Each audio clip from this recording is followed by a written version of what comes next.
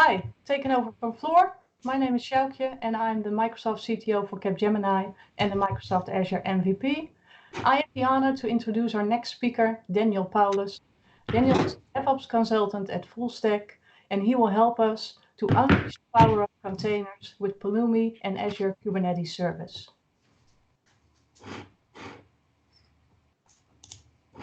Thank you, Sjoukje. As in the previous talk, I'm going to talk about Pulumi, and I will take you to a journey from containers to AKS and how I can do that in a more modern way. But to take you there, I will first go back to the old days when I first started out with IT. I worked for a company about 10 years ago where we had old school servers. We would go to the data center, we would put them in a rack. One server would run one application. At the time they were built in Ruby, and every server would run a different version of Ruby because all applications would run different versions, and it was a pain. To make that life a little bit better, we started using Chef. Chef was based on Ruby, so we would do more or less automated builds, and we would have a faster setup of a new server. At the time, we moved from the old servers to a more cloud approach, where we still would have the old data center. We would go hybrid. We would use VMs. Some of the developers would start to use containers, but it's all local and not shared with the operations team. And then we would start to use Terraform in order to set everything up. The split was very clear. Operations used Terraform, the developers used their own languages. There was not really sharing, and it was a pain. The new modern approach would be that you have a fully dynamic situation. You have many different services that talk with each other. You would have containers. You would have something as Kubernetes. You may even use serverless, like Mark told in the first talk. And at this day and age, we would use cloud, just public cloud.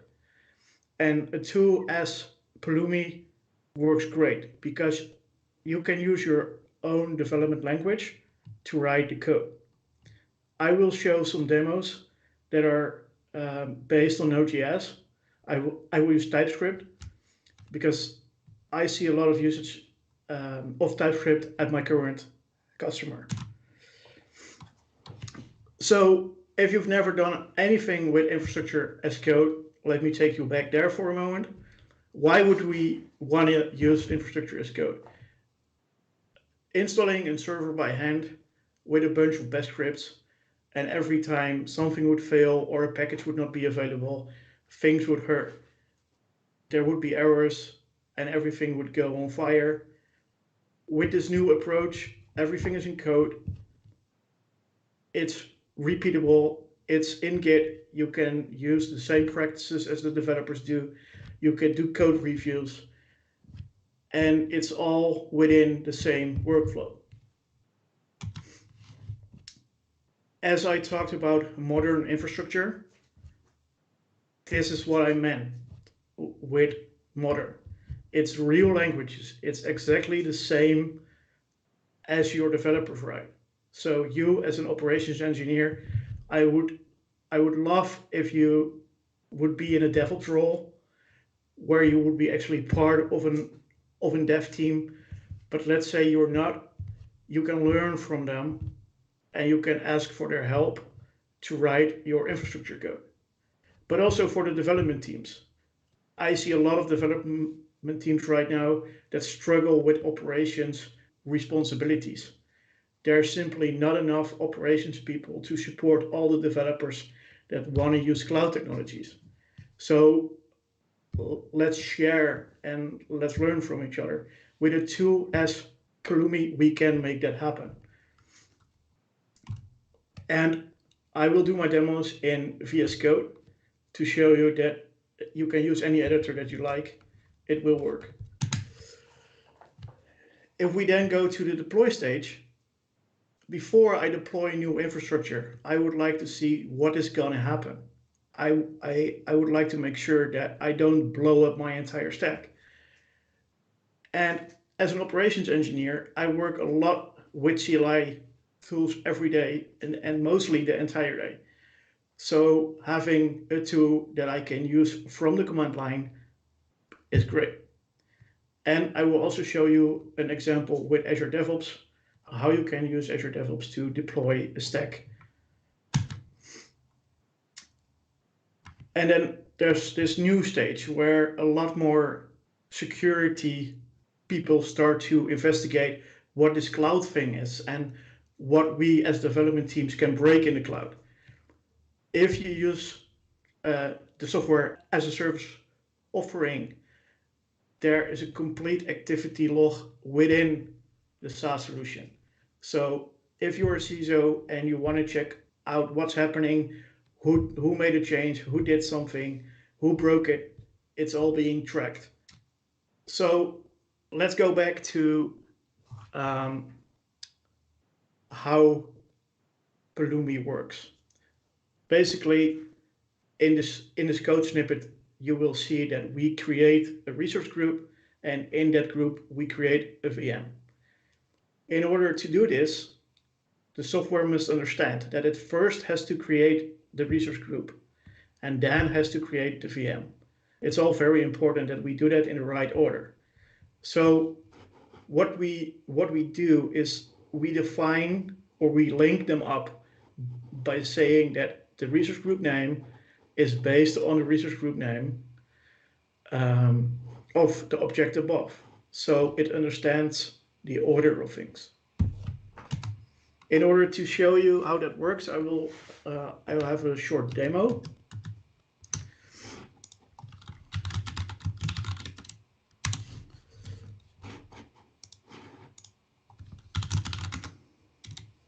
Let me make this a bit bigger. So this is VS Code in my terminal view, and we simply start by executing Pulumi new within the folder that I just created. It will come back to me with a bunch of options. And as I told you, I will go with Typescript. So I choose for Azure Typescript. I can choose from many of the providers that they have available. It will now start to ask me a couple of questions. And these questions will help me to set everything up. So we will go with the name demo1. I don't have to give it a description for now. And then we have to give a stack name.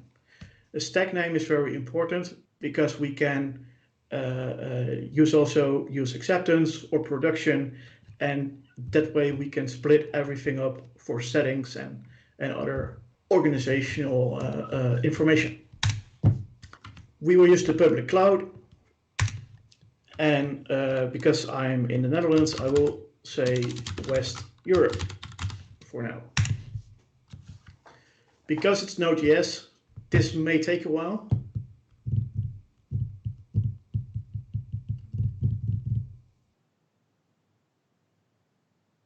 All right, and what it now did, it created the folder structure with a bunch of files in there. The most important file for now is the index TypeScript, but as you can see, it also made a dev.yaml with some of the settings in there. If we make another stack, it will create another settings file so we can split the settings up.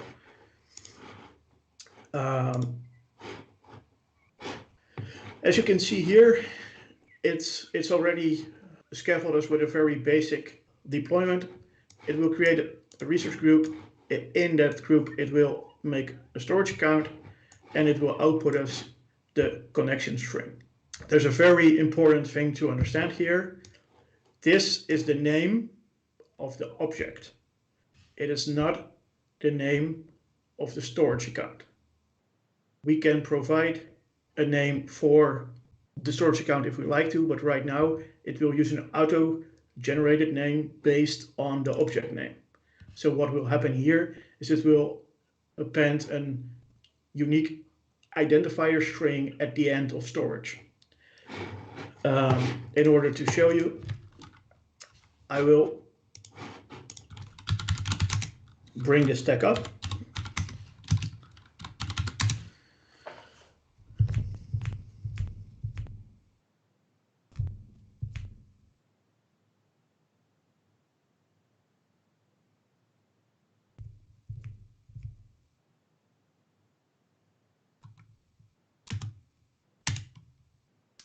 And as we ask for the details, you will see that it will make a resource group which has the name resource group, but also appended the unique identifier to it.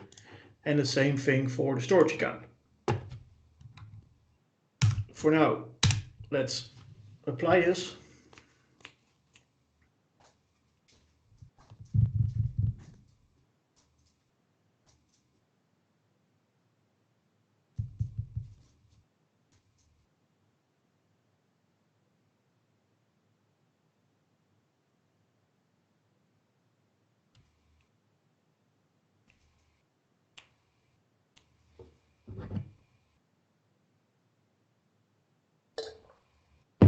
This will take a moment and it's done.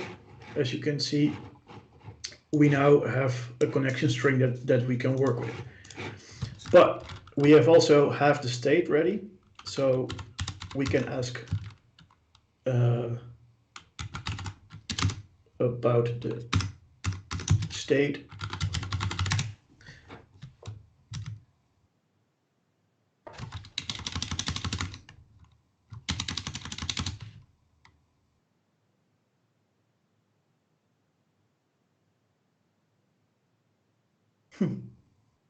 My demo broke. Not sure why, but it now stores the state inside of Pulumi.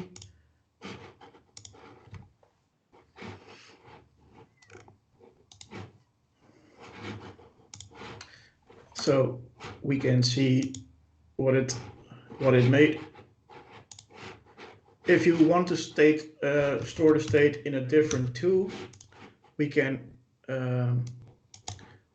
change that by logging in with an Azure blob. So right now I don't have one to apply, but if you want to use your own backend storage, that's fine. You can use Azure, you can use Google, or you can AWS S3 buckets. That will all work perfectly. So let's continue on by why I believe that having a modern tool like this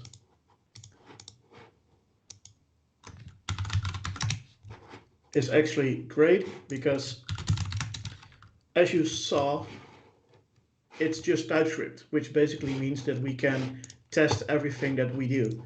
So let's create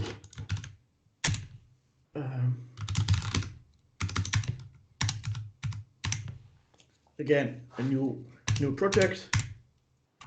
Just use all the basic and only change the region.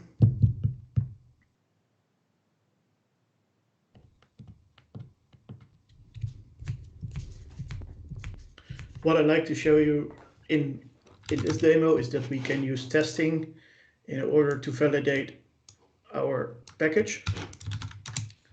So let's do some copy pasting as we run to time otherwise.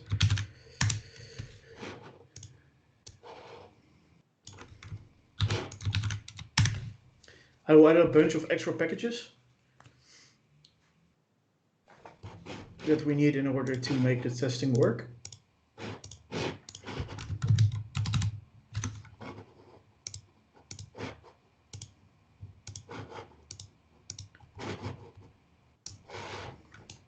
I have pre-made the testing spec. I see that I have an issue.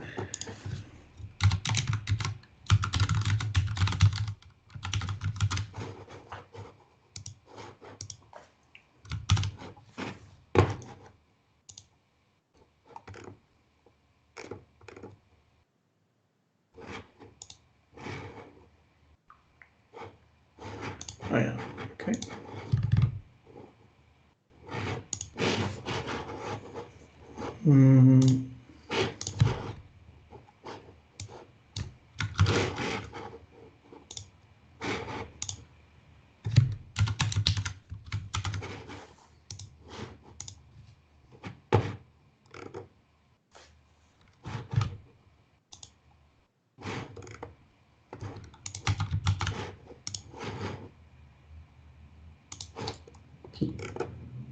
Live coding in a presentation is always a challenge, but it seems to work.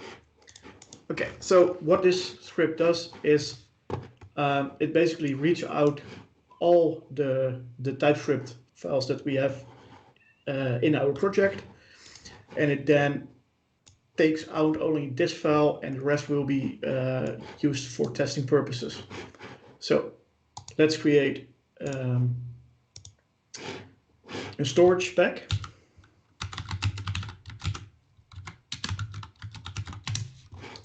And in the storage spec, we will first import some of the basics that we need. And as long as we haven't run, it doesn't know the state, so it can really test. So the dry run, if we only dry run, it will not work. But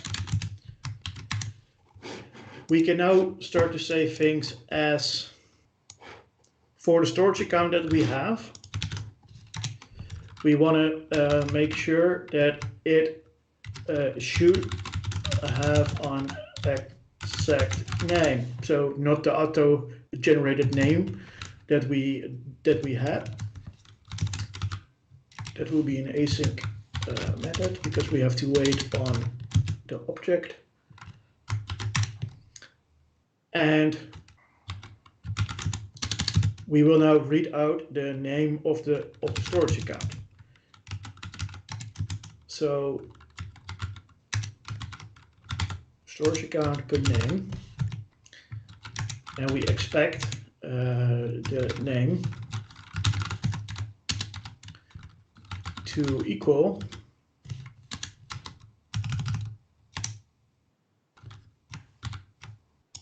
go with Pulumi demo 2, because the storage account can have spaces or special characters in it.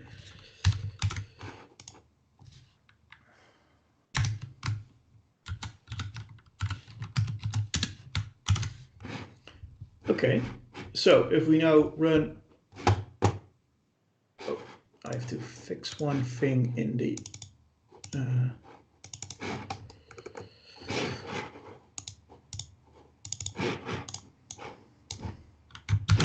so in order for this to work, we have to export the storage account. So we make sure that we do that, and we have to include the run test methods so that it understands that it has to run the test. So if we now run Pulumi up,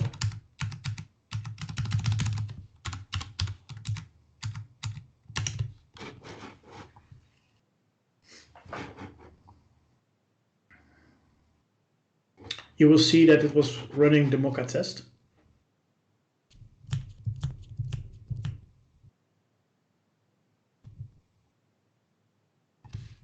And we have to apply it first because, once again, it cannot be checked if we're still in preview.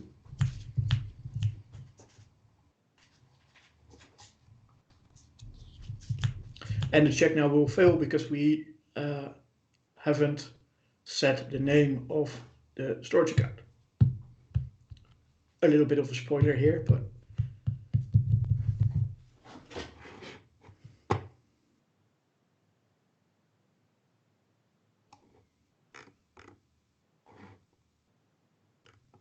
So one is failing, it should have an exact name, it's not passed because it has a random name, while it should have had a predefined name. So let's fix it.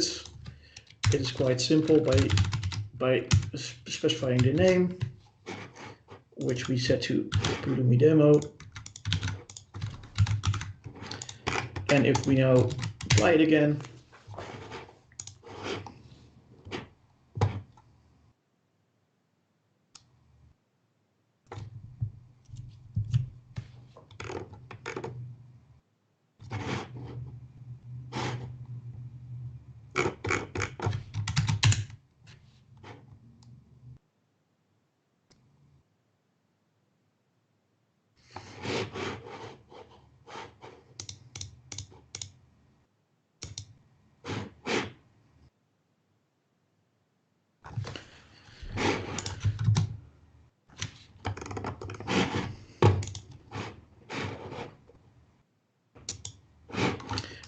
so this becomes extremely handy when you work with other dev teams that have mastered the testing part, because right now you see it has an exact name.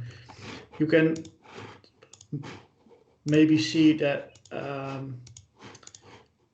next to an exact name, we could also check for things like it should be in a West Europe region, right? Especially if you do things with GDPR and you want to make sure that your data is not in the US, then you could add tests like check the location if it's equal to Western Europe, for example. And you will see that will pass as well. In order for time, I will skip a little bit. Another thing that we can do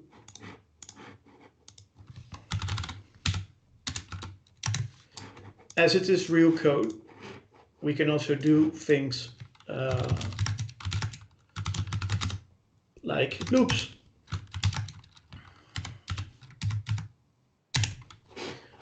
And that's where the real fun comes in, because let's say that for every application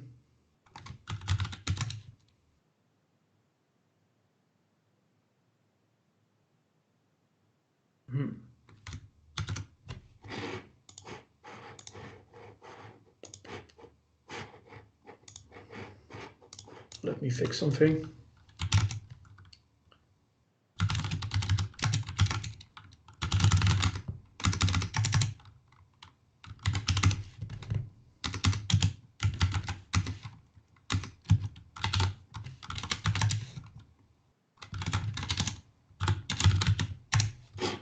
I already had a demo tree open, but not anymore.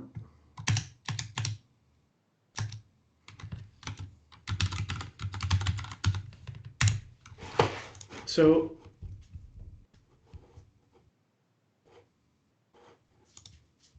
let's say you have a bunch of web servers that you have to launch, which all have the same basic setup, but you will need them for HA or anything like that. We can make a class web server. So let's say web server Typescript. So we have a class web server which extends the basics, and that web server has a network interface and a virtual machine. And this VM is based upon the name of the loop that we will give it. So we can then use this class here and let it create a few things. So in order of time, I will paste everything in. So what I did here is I included a new package called Pulumi Random. We will use this package to generate a password with a length of 20, and we will make sure that it has the special characters enabled. What we want to do here is we want to make sure that this password is never put in any kind of log, not in the state, never. It has to be secure. So I added an additional output. We generate a resource group. We make sure that there's a virtual network with the basic name, with the basic address spaces and such. And then here the fun starts. So until we count to 3, we generate a new server with a name, with an integer count, and then we will make sure that it's generated based upon the class web server. And if we now run Pulumi up, I will not run this because it takes quite some time, but I will show you what it will build.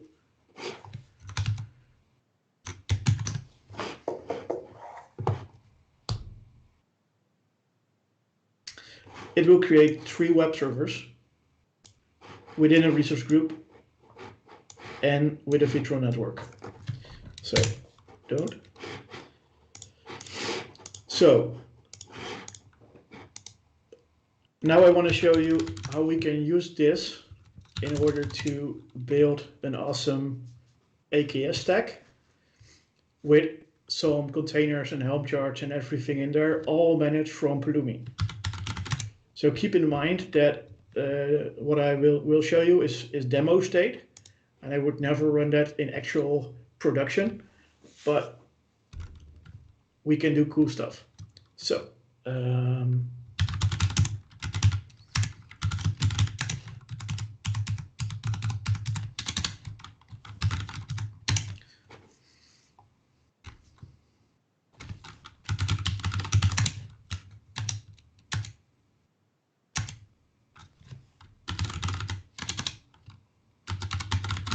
let's in it, and let's start the fun.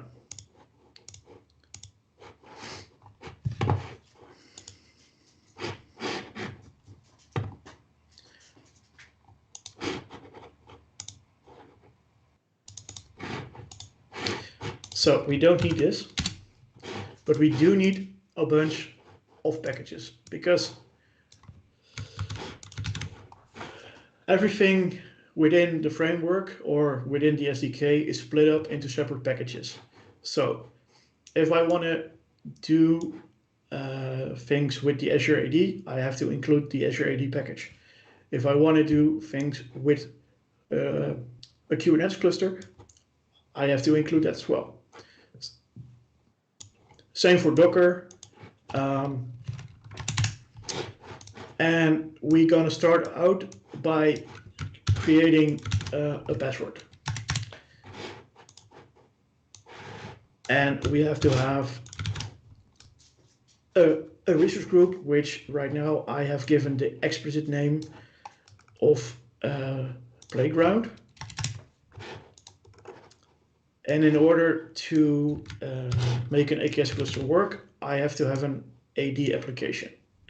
So that's why I am using the Azure AD module, so that I can generate an application, which for now I have given the name AKS. We also have to have service principal. So let's create one of those as well, based on the application that we made first. And it needs a password, so that's why we created the password above. And as you can see, we're still in actual code. Every step that we needed as a pre, we can do in Typescript.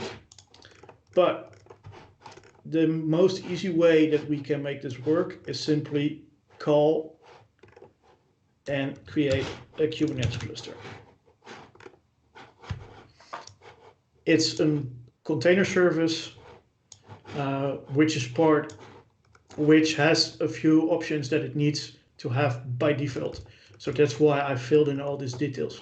One of the strange things that I bumped into is that it needs a setting for the Windows profile, because if we don't set this, it will keep updating the cluster with a new cluster every time we run Pulumi, which is strange. I have to figure.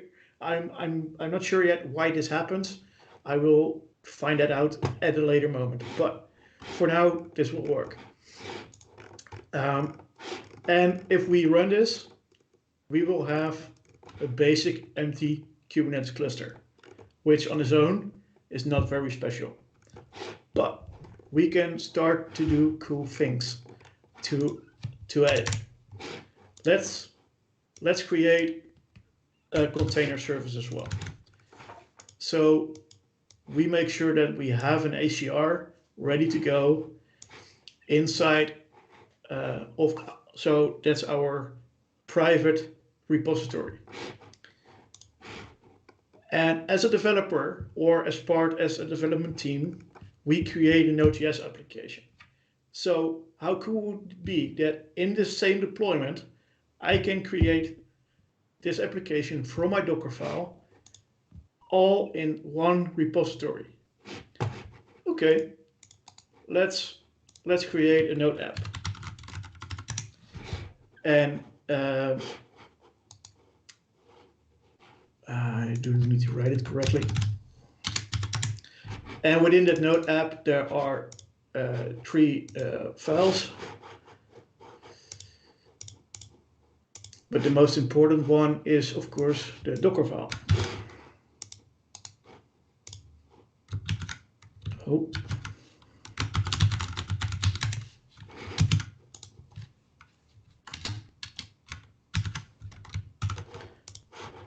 And if we have the Docker file, then we could do something fun by saying, so build a new image that's called Node app, put it inside of the registry, which we just made, and build it based on the custom image folder that we have here. So it detects this Docker file, it will build the Docker file and upload it into the just made ACR. All in one go. We can also, in the same time, say we do some things with Helm. But in order to use Helm, we need to make sure that we have a provider, because it has to interact with the cluster. So it uses the kubeconfig in order to do that. Then we can say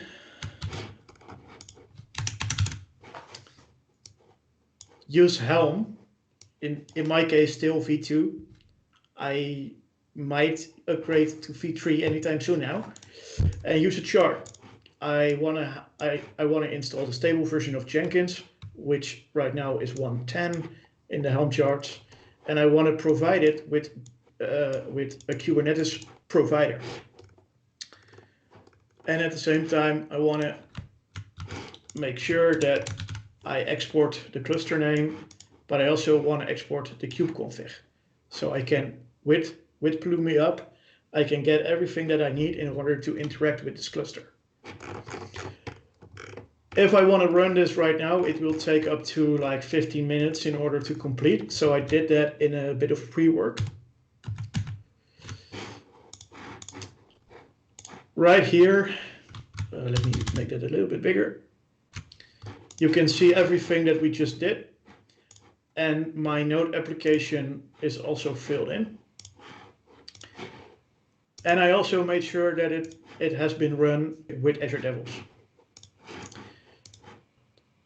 Thankfully, the latest state is green.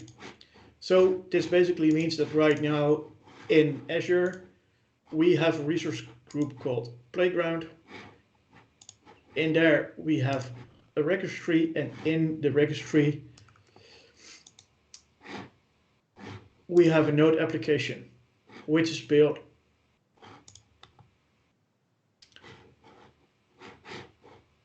all right. And to zoom a little bit on the Azure pipeline, there is a package in the store that you can install, which makes it very easy to run Pulumi from your Azure build pipeline. You can simply make sure that you have a subscription with enough power to make that happen. You run up, you give it some of the basic arms. In my case, I want to make sure that I point it to the right folder, and I use the SAS right now, so I have to provide that as well. After that, you will see that you install Node.js, you install Helm, you make sure that you install all the npm packages, then you run Pulumi, and if everything is gone as planned, you're entire green. Let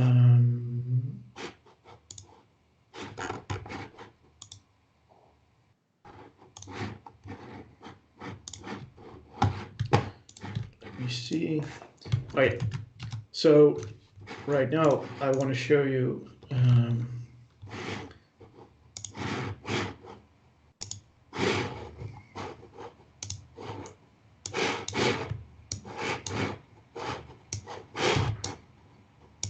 that I can actually interact with the cluster.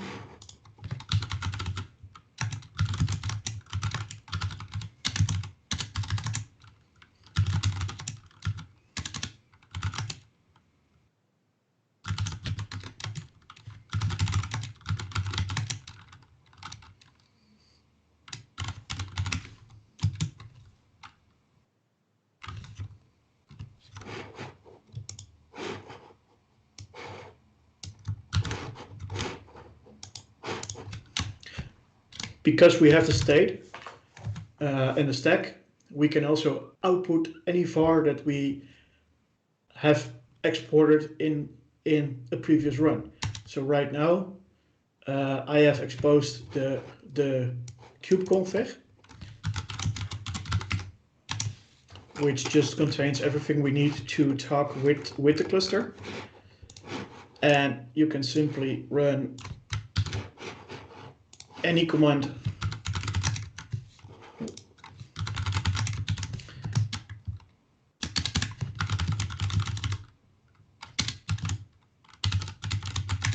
that you'd like, and you see that we have one Jenkins master up and running. And we can even say port forward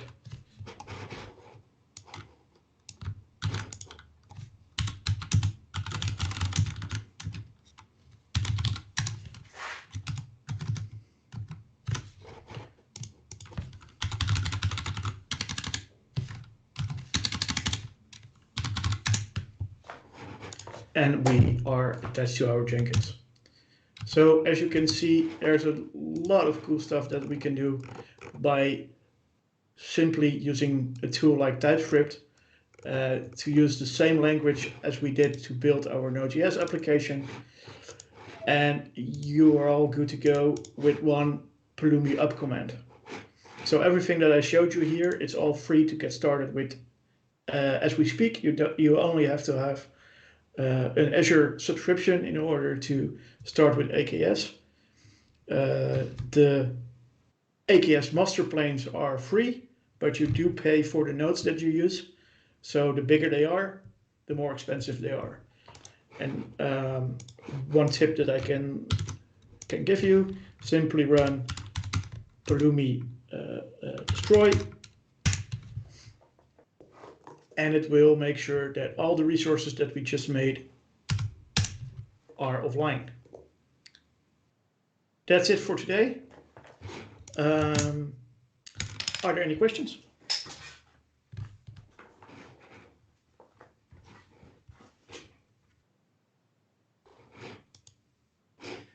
Yes, there are some questions in the chat. First of all, thank you for the talk. I really enjoyed it, especially the mechanical keyboard, which really Oh yeah. is good to also not only see you typing, but hear you typing as well, which makes it less boring. So the first question we're going to answer, I hope, is from Gerrit. And he asks a great question, I think, because he asks about the useful use cases for building and pushing Docker images to a registry with Pulumi. This immediately became a discussion with Andreas because Andreas said, well, I'm not a big fan because I don't want to use different ACRs for different stages. So what's your view on this? Right now, I'm in a situation where we do have different ACRs for each of the stacks. So, and the reason they have that in place is because every ACR has different rights. I think it's a bit of overkill, but you can also push to an already existing ACR. You don't have to you don't have to make one. You can import state into your stack as well. So if you have an existing resource with Pulumi, you can also point to the exact I think it's called URN within Azure, and it will import it. It will not change it. It will only import the state, and it will warn you if the state that you have configured is different than the state that you are importing, and that will work. So the only thing I did this in this demo is to show you it's possible. So you can do a lot of strange things with Typescript, which is also why I like to use it for a demo. And yeah, so I'm not saying you have to push it, but you can push it. That's the key takeaway here. You showed us because you can. That's great. Love it. So Sebastian asks, is there a best practice for splitting code in several files? Well, I think you should look at the TypeScript best practices here. As soon as you reuse a certain piece of code, it makes sense.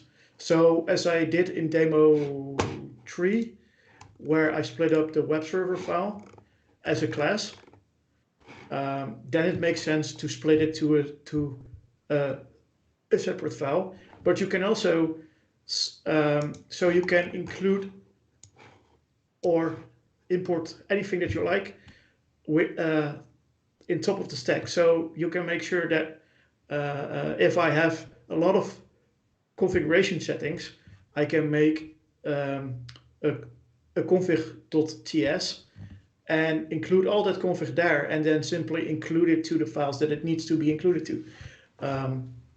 But I think that there's a lot more dev people that know a lot more about the best practices than I do. I'm only starting out as dev, so. But you're sharing your learnings, which is cool.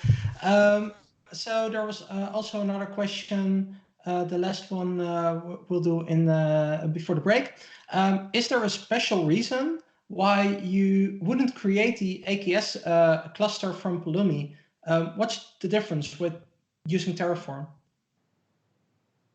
And is it because the setup you were using for this demo? So the difference for me is that it's real code. This is not the Terraform language. This is real code. Every developer that knows TypeScript in our company knows how to write this, and therefore it's different, and it's also the same. So it uses the same providers under the hood as the Terraform does. The only thing is it's not in the Terraform language. It's in TypeScript, and for me that's the most important reason to choose for Pulumi. You can use the language that you write your code in, and you don't have to learn anything new. Cool. Okay, well, thank you very much for your talk. Also, thank you, dear people watching this stream, for asking your questions. Keep them coming. You can always mention Daniel on Twitter and ask any question in the YouTube chat. I hope he will stick around for a little bit. So this concludes this session. We're going for a short break for about 30 minutes so we can set up the next speaker. So enjoy a little break and hope to see you soon or on one of the other 3 tracks.